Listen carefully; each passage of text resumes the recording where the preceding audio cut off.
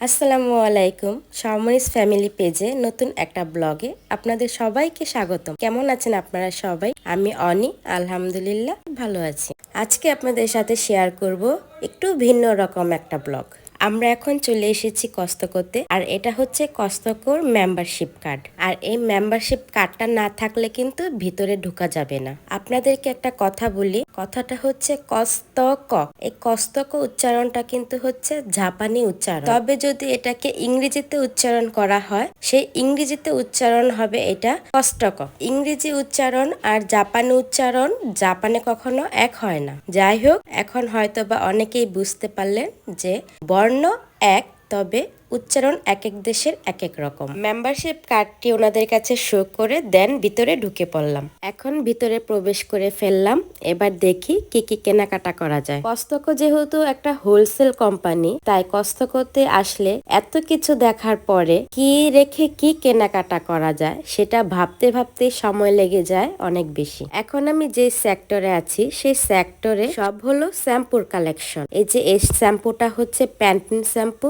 এই শ্যাম্পুটার মধ্যে প্রায় 2 লিটার শ্যাম্পু আছে। এরকম করে সবকিছুতে প্যাকেটের গায়ে গায়ে লিটার বা ml লেখা থাকে। আমি কোন শ্যাম্পুটি নিয়েছি সেটা দেখতে হলে কিন্তু অবশ্যই পুরো ব্লগটি সম্পূর্ণ দেখতে হবে। দেখেন আজকে কস্তকোতে মানুষের সংখ্যা কত কম, একদম নিরিবিলি। যখন নাকি জাপানে সরকারি ছুটিগুলা থাকে সেই ছুটিগুলার দিনে কস্তকোতে কেনাকাটা করাটাই অনেক মুশকিল হয়ে যায়। তাছাড়া আমার মনে হয় কস্তকোতে ছুটির দিনে গিজিবিজিটা একটু বেশি রকমই থাকে। এখন আবার এসে পড়লাম চকলেট সেক্টর। আর এই যে চকলেট গুলো আমরা নিয়েছি সেই সব চকলেট কিন্তু হালাল ছিল। সব চকলেট গুলোই হালাল অ্যাপস দিয়ে চেক করে তারপর আমি চকলেট গুলা নিয়েছিলাম। আমরা এখানে 8 কেজি চকলেট নিয়েছি। চকলেট গুলা নেওয়া শেষ। এখন আমরা এসে পড়েছি কাউন্টার সেক্টরে। আর এই চকলেট গুলো কিন্তু অনেক মজার। আমাদের কষ্টকর কাজ শেষ করে এখন আমরা বের হয়ে গেছি দঙ্কির উদ্দেশ্যে। দেখা যাক দঙ্কিতে গিয়ে কি কি নেওয়া যায়। আর আরেকটা কথা হচ্ছে, আমি বাংলাদেশে এসেছি। এই ভিডিওর এডিট গুলো আমি বাংলাদেশে বসে এখন আপলোড দিচ্ছি। দঙ্কিতে এটা হচ্ছে কসমেটিক সেক্টর। কসমেটিক সেক্টরটা কিন্তু অনেক বড়। এখান থেকে আমি কিছু কসমেটিক্স নিলাম। আর বিভিন্ন জায়গা বিভিন্ন সেক্টর থাকার কারণে সবার কিন্তু পেতে অনেক সুবিধা হয়। তবে সব সময় যে এক সেক্টরে সবকিছু থাকবে এমন কিন্তু নয়। এই যে এগুলা কিছু আইটেম আমি নিয়ে নিলাম দঙ্কি থেকে। যে অয়েলটা আমি নিয়েছি সেই অয়েলটা সব বয়সের মানুষের জন্য সুন্দরভাবে স্কিনে অনেক ভালো কাজ করে। দঙ্কির কেনাকাটা শেষ করে আবার চলে গেলাম কস্তকোতে। এখানে এসে 4টা টয় নিয়েছি। ভেবেছিলাম টয়গুলো দঙ্কি থেকে নেব, কিন্তু দঙ্কিতে গিয়ে দেখি ভালো টয় নাই। তাই আবার কস্তকোতে ব্যাক করি। কস্তকোতে এসে এই টয় আর এই ডাব শ্যাম্পু গুলো আমি নিয়েছিলাম। ডাব শ্যাম্পু গুলো ছিল 2 কেজি 200 গ্রামের। আর এই হোয়াইট সাবান গুলো অনেক ভালো। হোয়াইট সাবান গুলো তার আগেও নিয়েছিলাম, এখন আরেক প্যাকেট নিয়ে নিলাম। আর এখন চলে আসলাম বেশিয়া দেনকিতে। দেনকি আর দঙ্কি দুটা কিন্তু আলাদা নাম, আলাদা জায়গা। এই বেশিয়া দেনকিতে কিন্তু সব রকমের ইলেকট্রনিক্স আইটেম পাওয়া যায়। এখানে আসার কারণ মূলত স্টেট মেশিন নেওয়া।